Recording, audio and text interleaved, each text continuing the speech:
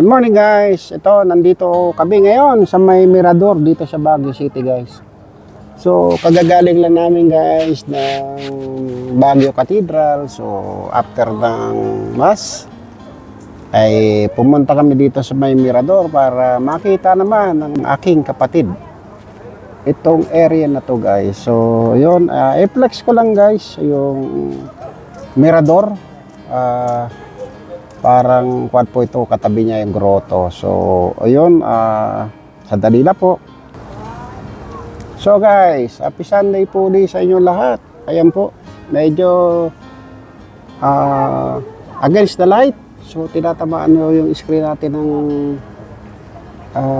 araw. So, ayan po, ang ating Baguio City na nooy green na green. Pero ngayon, tingnan nyo guys, puro bahay, di ba? Puro kabahayan guys ang Baguio City. So yun, paikot tayo. So andito kami sa mga pinakatuktok ng Mirador.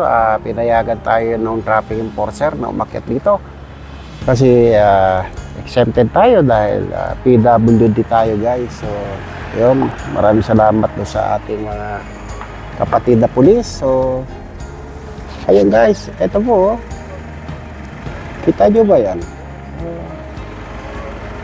Tanaw yung tuba dito, yung may antena guys na dalawa eh. So, asa na kaya yan? Para dito sa unahan. So, ayan guys, ang ating tanawin dito sa Baguio City. So, more or less guys, kukunti na lang pala yung space dito. So, ilang taon na lang, talagang punong-puno na ito ng kabahayan. So yung pinagmamalaki natin mga pine tree dito ay unti-unti nang nawawala. Kasi kukunti na lang guys. Makita nyo, hindi katulad ng araw na kukunti ang mga bahay dito ay talagang green na green to. So hanggang baba guys, mga bahay, di ba?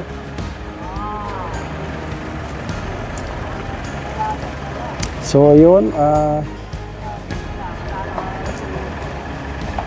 ayan guys, yung ating flex ngayong Sunday. So maya lipat naman kami guys sa may Bell Church kasi tignan natin kung, pero may isa pang kwan dito na hindi namin nadaanan noon. So check lang namin ng aming kwan itinerary kung malapit dito. So yun na muna isusunod namin, and then punta kami ng La Trinidad guys, sa may Color House at saka sa Bell Church. So yun, grabe, kukunti na lang guys yung natitirang kuwan dito, kabundukan guys, di ba? Ayan itong area to guys, ito, yan, susunod puro building na rin yan.